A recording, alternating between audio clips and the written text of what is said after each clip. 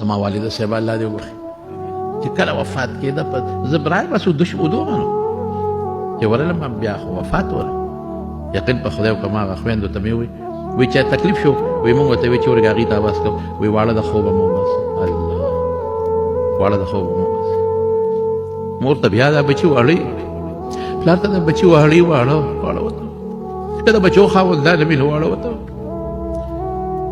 بچي ته کشرانو ته وایم چې د مور او پلار قدر وکړه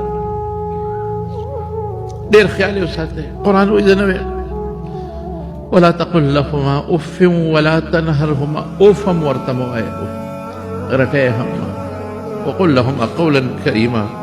چې د چا مور او پلار وي د خدای نعمت دی وګڼي چې دا نعمت دی او که د چا مور او پلار قبر لري